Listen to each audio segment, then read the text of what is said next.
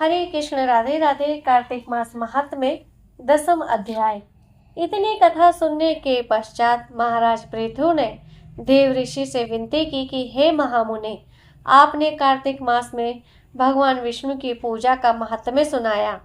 इस मास में यदि अन्य किसी देवता का पूजन या व्रत होता हो तो वह भी कहिए। तब नारद जी बोले, हे राजन, आश्विन शुक्ला पूर्णिमा को ब्रह्मा जी का व्रत, कार्तिक कृष्ण चतुर्थी को गणेश जी का तथा अष्टमी व अमावस्या को लक्ष्मी जी का व्रत किया जाता है। जो कुंवारी कन्याएं कार्तिक मास में चतुर्थी को गणेश जी का कर्क चतुर्थी व्रत करती हैं, उन्हें सुयोग्य वर यानी पति मिलता है। यदि विवाहित स्त्री इस व्रत को करे तो उसका सुहाग अटल रहता है।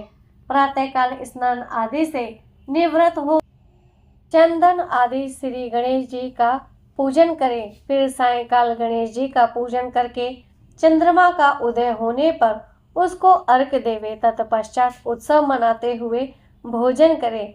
सधवा स्त्रियों को अपने सुहाग की रक्षा के लिए यह व्रत अवश्य करना चाहिए।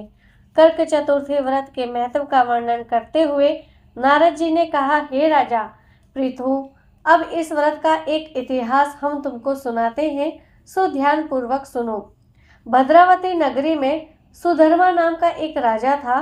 उसके रविदत्त, सुशर्मा, जयशर्मा और सुशोभन नाम के 4 पुत्र तथा वीरमती नामक एक कन्या थी। सुधर्मा ने अपनी कन्या का विवाह देवव्रत के साथ किया था।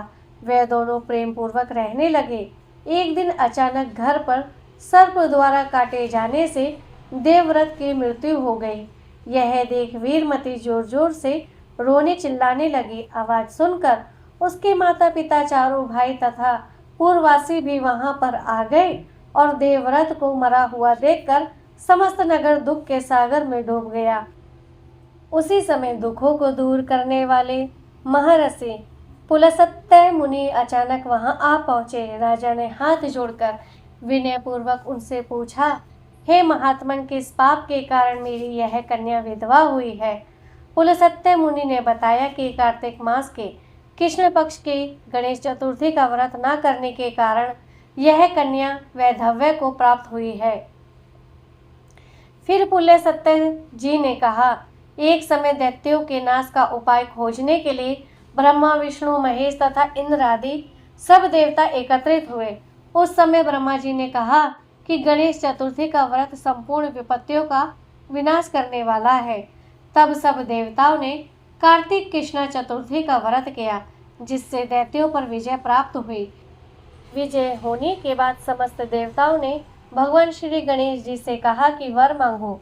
तब भगवान श्री गणेश ने कहा कि जो स्त्री कार्तिक कृष्ण चतुर्थी का व्रत करे उसका पति हमेशा चिरंजीवी रहे।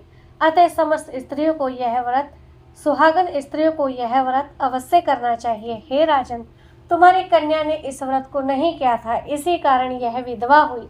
यदि अब भी यह व्रत को करे तो उसका मृत पति जीवित हो सकता है। इतना कहकर पुलस्त्य मुनि चले गए। तब राजा ने अपने जमाता का शरीर तेल में सुरक्षित रखवा दिया।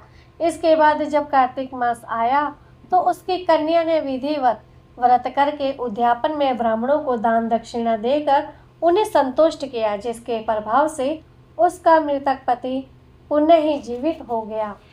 नारद जी कहते हैं, हे राजा पृथु, सौभाग्यवती स्त्रियों को अपने सुहाग की रक्षा तथा संतान प्राप्ति के लिए यह व्रत अवश्य करना चाहिए। इसी के साथ कार्तिक मास महात्म्य 10वां अध्याय समाप्त होता है। हरे कृष्ण, राधे राधे।